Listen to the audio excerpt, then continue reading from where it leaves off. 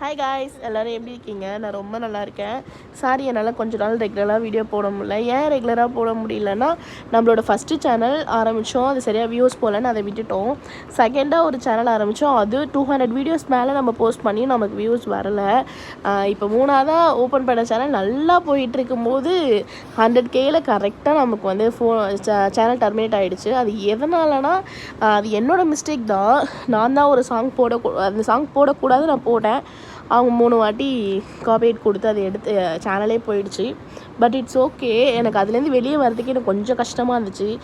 என்னடா இது, நம்மளோட ஆசை யூடியூப்னு இருக்கும்போது அதை நம்மளால் அச்சீவ் பண்ணவே முடியலையே, கொஞ்சம் கஷ்டமாக இருந்துச்சு. வேறு ஒன்றும் இல்லை. ஆனால் இதுக்கப்புறம் ரெகுலராக நான் வீடியோ போடுவேன்.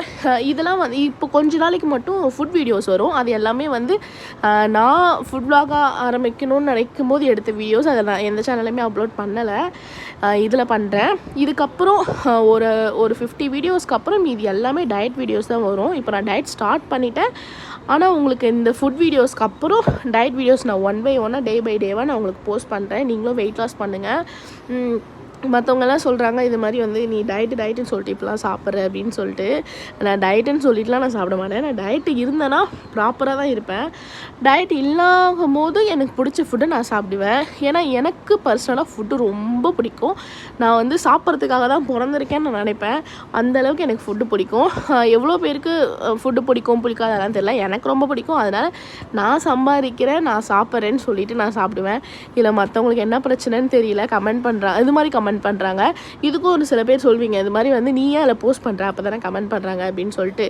ஒரு நல்ல ஒரு பிளாட்ஃபார்ம் இருந்துச்சுன்னா அது பொண்ணுங்களால் யூஸ் பண்ணிக்கணும். அதை யூஸ் பண்ணிக்காமல் இருக்கக்கூடாதுன்றது என்னோடய ஒப்பீனியன். இதை தப்பாக யூஸ் பண்ணிக்கக்கூடாதுன்றது தான் என்னோடய ஒப்பீனியன். நான் நல்லதாக யூஸ் பண்ணிக்கணும்னு நான் ஆசைப்பட்றேன். வேறு ஒன்றும் இல்லை. நீங்களே யூஸ் பண்ணிக்கோங்க, ஹாப்பியாக இருங்க, வெயிட் லாஸ் பண்ணுங்கள், நல்லா சாப்பிடுங்க.